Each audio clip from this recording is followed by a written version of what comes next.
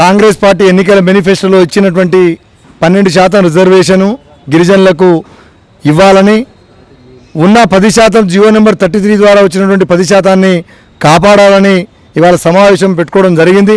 ఈ సమావేశానికి గౌరవ మాజీ మంత్రివర్యులు సత్యవతి గారు, గౌరవ మాజీ ఎంపీ గారు సీతారాం గారు, అదే మాదిరిగా హైకోర్టు ఎక్స్ జేపీ గారు జోగురామ్ గారు, మల్లయ్య గారు, జీవన్లాల్ గారు, ఇతర పెద్దలందరూ, అదే మాదిరిగా group 1, group 2, group 3, group 4 DSC aspirants బాధపడుతున్నటువంటి మా గిరిజన విద్యార్థి లోకం, అన్ని తెగలకు సంబంధించిన విద్యార్థి లోకం ఈరోజు హాజరు కావడం జరిగింది.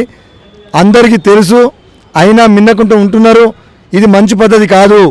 రాజ్యాంగం మాకు ఇచ్చిన హక్కు, మేము ఎంతమందిమో మాకంత వాటా, ఆ వాటా జోలికి వస్తే పాతాళానికి తొక్కబడతారు. ఎందుకు మీరు మిన్నకుంటుంటున్నారని ఈ సందర్భంగా ప్రశ్నిస్తున్నా. కేంద్ర రాష్ట్ర ప్రభుత్వాలకు హైకోర్టులకు ఏం పనిపాటు లేనట్టు, సుప్రీంకోర్టులకు ఏం పనిపాటు లేనట్టు మా 5th షెడ్యూల్లో మీరు ఏలు పెట్టాల్సిన అవసరం ఏమొచ్చిందని ఈ సందర్భంగా మేము ప్రశ్నిస్తూ ఉన్నాం. ఎందుకు మమ్మల్ని ప్రశాంతంగా ఒక జీవనాన్ని కొనసాగిస్తున్న గిరిజనాన్ని ఎందుకు నిద్రపోనియరా అని ఈ సందర్భంగా నేను అడుగుతా ఉన్నా.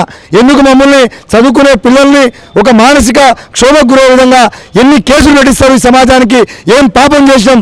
మేము మూల పురుషులం, ఆదివాసులం, మా సొమ్ము తింటున్న మీరు, మాకు రుణపడాల్సిన మీరు మా మీద ఈ రకమైనటువంటి కుట్రలు చేసి, ఈ రకమైనటువంటి అన్యాయాలకు గురి చేసి, హైకోర్టులో సుప్రీంకోర్టులో కేసు చేసి మా రిజర్వేషన్ తీశారని చూస్తే బిడ్డ ఖబర్దార్. ఇందాక మా సీతారాం నాయక్ గారు చెప్పినట్టు మీ పరిపాలనను స్తంభింపజేస్తాం, మిమ్మల్ని పాతాలను తొక్కుతాం. దాంట్లో ఎటువంటి అనుమానం లేదు. మేము గిరిజనులం, చెలికాడు కాదంటే వినుకాడు మీ మీద యుద్ధం చేయడానికి ప్రాణం పోయినా సరే మీ సంగతి చూస్తానికి వెనకాడం. మీరు రాసి పెట్టుకోని బిడ్డలాగా మీరు మా జోలికి ఎందుకు వస్తున్నారు? మీ ఈడబ్ల్యూఎస్ 10% రిజర్వేషన్ ఇస్తే మీ జోలికి మేము ఏమైనా వచ్చినామా? ఈడబ్ల్యూఎస్ 10% అగ్రకుల పేదలకు సంబంధించిన 10% రిజర్వేషన్ అమలు చేస్తే మీరు ఉన్నదే 3-4%, 10% తీసుకుంటుంటే మీకేమైనా అడ్డం పడ్డామా? మా జోలికి ఎందుకు వస్తున్నారు? ఎక్కడి మండలి కమిషన్? ఆ మండలి కమిషన్ మొత్తం చదివినారా? ఎందుకు కేసు వేయగానే మా మీద కోర్టులు తీసుకుంటూ ఉన్నాయి? ఎందుకు మమ్మల్ని అన్యాయం చేయాలని చూస్తున్నది? నేను అడుగుతున్న ఈ సందర్భంగా మీరు మమ్మల్ని ఏం చేయదలుచుకున్నారు? రిజర్వేషన్ గిరిజనులకు ఇవ్వాలనుకుంటున్నారా, లేదా గిరిజనులు అడుగుల పాలై తుపాకులు పట్టుకొని తిరగాలనుకుంటున్నారా? ఈ పాలక పక్షాన్ని నేను ప్రశ్నిస్తా ఉన్నా. వదిలిపెట్టే ముచ్చట్లేదు. అందుకనే అందరినీ కలుపుకొని సెప్టెంబర్ 9వ తారీఖు నాడు, వచ్చే నెల 9వ తారీఖు నాడు నభుతో నా భవిష్యత్తుగా ఆదివాసీ గిరిజన సింహగర్జనను జరిపి తీరుతాం. లక్షలాది మంది విద్యార్థులను, యువకులను హైదరాబాద్కు రప్పిస్తాం. అంతా పాలనను కింద మీద చేస్తాం. మాకు నిలబడరా? ఆ సభ సీఎం రేవంత్ రెడ్డి గారిని పిలుస్తాం, కేసీఆర్ గారిని పిలుస్తాం, కేంద్ర మంత్రి కిషన్ రెడ్డి గారిని పిలుస్తాం, సిపిఎం అన్ని పార్టీల రాష్ట్ర అధ్యక్షులను పిలుస్తాం.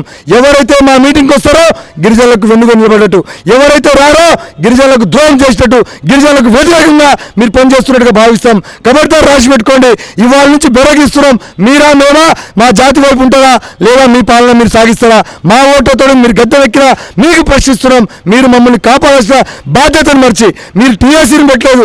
మా గిరిజన మంత్రులు ఓడిపోవడానిక ముఖ్యమంత్రి దగ్గర అన్ని ఉన్నాయి. మరి ఆయన ఏం చేస్తా ఉన్నాడు? మమ్మల్ని కనీసం కంటి తురుపుగానైనా మాతో చర్చించిన సందర్భాలు ఏం చేస్తున్నారు?